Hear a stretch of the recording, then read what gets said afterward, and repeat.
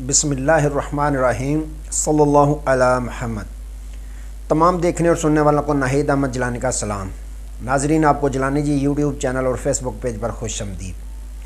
अल्लाह अज़्ज़ा वजल से दुआ है, अल्लाह अज़्ज़ा वजल आपको जहाँ भी रखे अपने अहले खाना समेत बाखरियत रखे, खुश भी रखे और महफूज भी। नाज़रीन कराम, अपनी गुफ्तगू का आगाज़ करने से पहले तमाम ख़वातीन व हज़रात से ये गुजारिश है जो हमारे चैनल पे अभी नए हैं वो जिलानी जी चैनल सब्सक्राइब फरमा लें ताकि रोज़ाना आप तक हमारी नई वीडियोज़ आसानी के साथ पहुँच सकें। बिला तहीर अपनी गुफ्तगू का आगाज़ करता हूँ। अमरीका भी खान के हक़ में बोल पड़ा और मियाँ शहबाज शरीफ साहब अपना सामान पैक करें और अली अमीन गंडापुर का बड़ा खड़ाक। इन तमाम इश्यूज़ पे मैंने बात करनी है। नाज़रीन इकराम, पाकिस्तान में ये जो मौजूदा इलेक्शन 2024 हुआ, ये वाहद ऐसा इलेक्शन है कि जो हारे हैं वो तो पहले भी धांधली का रोना रोते हैं, लेकिन इस दफ़ा जो अजीब मंज़र देखने को मिला, हारने वाले भी धांधली का रोना रो रहे हैं और जीतने वाले भी धांधली तस्लीम कर रहे हैं। अब देखें, पाकिस्तान तहरीक इंसाफ धांधली का बवेला कर रही है और उनका हक़ भी बनता है, वो सच्चे भी हैं, और दीगर दूसरी जमातें जो हैं वो भी ये तस्लीम कर रही हैं कि मैंडेट पाकिस्तान तहरीक इंसाफ का है। ये भी पहला वाक़या है कि दूसरी पार्टियां जो है वो तस्लीम कर रही हों कि ये मैंडेट हम हारे हैं लेकिन मैंडेट फ़लाँ जमात का है। जमात इस्लामी भी तस्लीम कर रही है, यहाँ तक कि सबसे बड़े मुखालफ फजल रहमान साहब भी ये तस्लीम कर रहे हैं कि ये मैंडेट जो मिला है ये पाकिस्तान तहरीक इंसाफ का है। दूसरी जो पीपल्स पार्टी, मुस्लिम लीग नून और MQM ये जाली मैंडेट से आई हैं और MQM को पीपल्स पार्टी कह रही है कि इनका मैंडेट 100% जाली है। MQM वाले ये कह रहे हैं कि अगर हमारा 100% जाली है तो आपका 200% तक जाली मैंडेट है। तो इस यूँ अगर कहें कि ये पाकिस्तान की तारीख़ का सबसे अनोखा इलेक्शन है जिसमें हारने वाले भी धांधली का रोला डाल रहे हैं और जीतने वाले भी ये तस्लीम कर रहे हैं और जीतने वाले भी एक दूसरे को धांधली ज़्यादा कह रहे हैं। बहरहाल जैसा भी हुआ, आज नाज़रीन इकराम कौमी असम्बली का पहला अजलास हुआ जिसमें तमाम जो उम्मीदवार कामयाब हुए थे फार्म 47 वाले, वो तमाम के तमाम पार्लियामेंट में आज पहुँचे। और बड़े अफसोस की बात ये है कि अल्लाह अज़्ज़ा वजल के 99 नाम लिखे हैं पार्लियामेंट के अंदर, उन नामों के नीचे खड़ा होकर झूठे हलफ लेना ये बड़े अफसोस की बात है कि फार्म 45 वालों को वहाँ मौजूद होना चाहिए था, वो बेचारे सड़कों पर हैं। फार्म 47 वाले जो हैं पार्लियामेंट में हलफ उठा रहे हैं। होना तो यूँ चाहिए कि एक हलफ के साथ ये भी हलफ साथ होना चाहिए कि मैं बिल्कुल दयानतदारी के साथ जीत कर आया हूँ, ये मैंडेट मेरा अपना है, ये धांधली ज़्यादा नहीं। लेकिन पाकिस्तान में शायद ऐसा पसंद नहीं किया जाता। तो नाज़रीन इकराम, जैसे ही पार्लियामेंट में पाकिस्तान तहरीक इंसाफ के उम्मीदवार दाखिल हुए तो बड़ा अजीब मंज़र था उस वक़्त कि तमाम के पास बड़े बड़े फ्लैक्स मौजूद थी जिस पे साबिक़ वज़ीर-ए-आज़म इमरान खान साहब की तस्वीर लगी हुई थी। अब तमाम जो उम्मीदवार हैं उन्होंने तस्वीरें, यहाँ तक कि अली मोहम्मद खान और शेर अफजल मुरव्वत साहब, उन्होंने मास्क पहने हुए थे। ज़रताज गुल साहिबा ने भी खान साहब के जो हम शक्ल यानी उनकी शक्ल के मास्क जो बने थे वो पहने हुए थे। तो जब मियाँ नवाज शरीफ साहब पार्लियामेंट में आए, बड़े अरसे के बाद आए, धांधली करके आए, और जैसे ही रुकनीत रजिस्टर पे अपनी दस्तखत करने लगे तो नीचे से जो बैठे हुए थे पाकिस्तान तहरीक इंसाफ के लोग, उन्होंने चोर आया के नारे लगाए। देखो देखो कौन आया, चोर आया, कौन बचाएगा पाकिस्तान, इमरान खान। कैदी नंबर 804, आई PTI, फिर मैंडेट चोर के नारे लगे। यहाँ तक के इतलात हैं कि मियाँ साहब की तरफ एक बोतल भी फेंकी गई, उसके बाद एक खान साहब का मास्क जो था वो भी फेंका गया। ये तमाम तरह की जब कार्रवाई मियाँ साहब ने अपनी आँखों से देखी। ये वो मियाँ साहब थे जब आते थे पार्लियामेंट में तो शेर आया का नारा लगाया जाता था। आज उन्होंने पतली गली से निकलना पसंद किया जब नीचे से नारेबाजी हो रही थी। तो मरियम नवाज साहबा जो इस वक्त वज़ीर आला पंजाब बनी हुई हैं, वो ऊपर गैलरी मेहमानों वाली जो है वहाँ बैठी हुई थी, तशरीफ़ फरमा थी। उन्होंने जब ये देखा बर्दाश्त ना हुआ तो फिर अपनी जो मरियम औरंगज़ेब साहब हैं उनको कहा कि आप भी कोई हल्ला गुला करें। फिर उन्होंने गड़ी चोर के नारे लगाए। क्या ये अच्छा होता कि प्राडो चोर के भी नारे लगा दिए जाते कि कौन कौन से हैं जिन्होंने प्राडो गाड़ियाँ भी निकलवाई हुई हैं।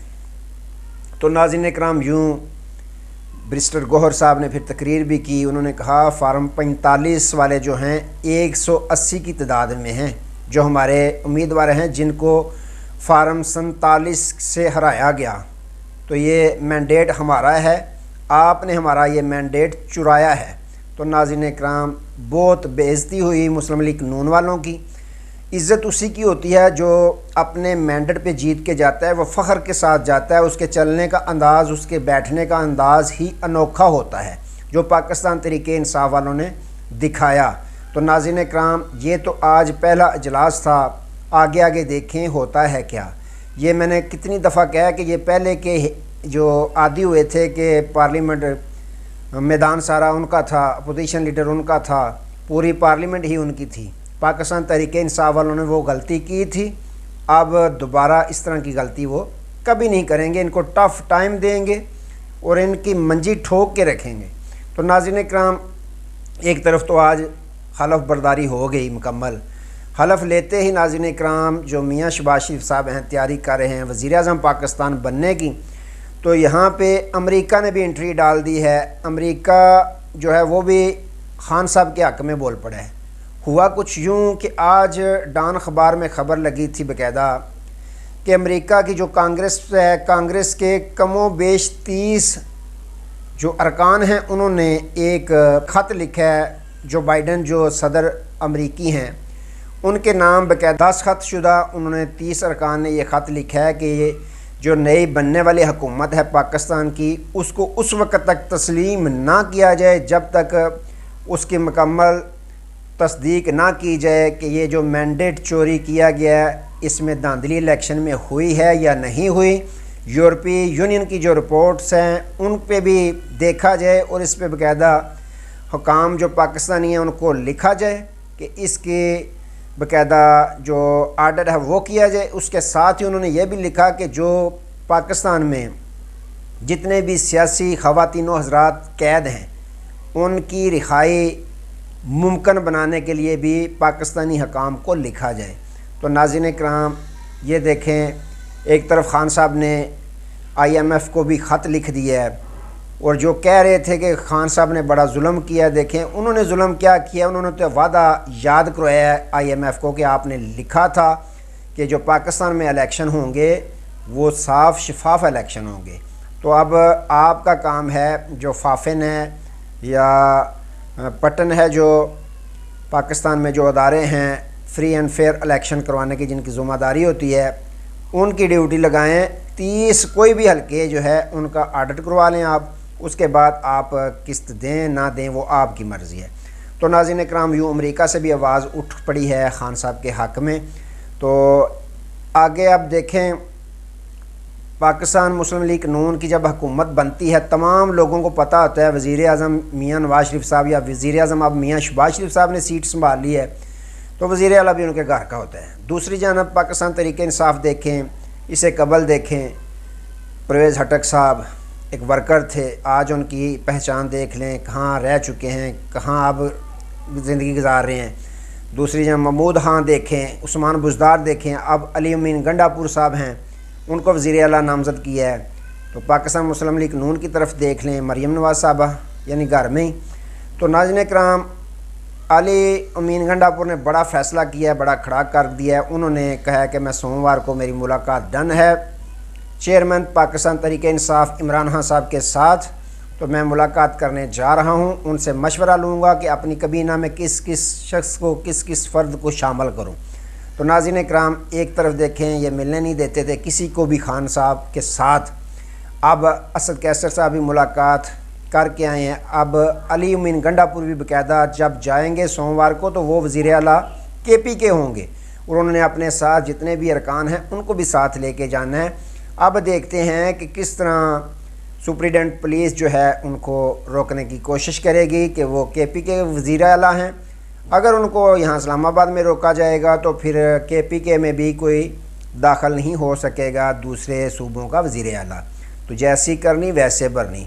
तो इन्होंने बड़ा खड़ा कर दिया। उन्होंने कहा कि मैं सोमवार को बाकायदा मुलाकात करूँगा अपने लीडर इमरान खान साहब के साथ। तो सोमवार का इंतज़ार कीजिए, देखें फिर आगे आगे होता है क्या। लेकिन पाकिस्तान तहरीक-ए-इंसाफ बहुत टफ़ टाइम देगी। मैंने पहले भी कितनी दफ़ा कहा है कि ये सिर्फ पार्लियामेंट नहीं लगेगी बल्कि यहाँ अदालत लगा करेगी। शेर अफजल मरवत देखें, गोहर अली खां देखें, सरदार लतीफ़ खोसा साहब देखें और जितने और भी वकला हैं जिनको फार्म 47 के ज़रिए हराया गया वो भी जल्दी पार्लियामेंट का हिस्सा होंगे। तो देखें फिर अदालत लगा करेगी। तो आज MQM पीपल्स पार्टी जो इनके तादी भी हैं वो भी खामोशी के साथ सुनते रहे हैं, देखते रहे हैं कि सारी तोपों का रूह जो था वो मुस्लिम लीग नून की तरफ था, पाकिस्तान तहरीक-ए-इंसाफ का। तो नाज़रीन इकराम, आज तक लिए इतनी। दोबारा नए मौजू के साथ आपकी खिदमत में हाज़िर होंगे। तब तक लिए इजाज़त दीजिए। अपना बहुत सारा ख्याल रखिएगा और अपने इस चैनल का भी। अल्लाह हाफिज़।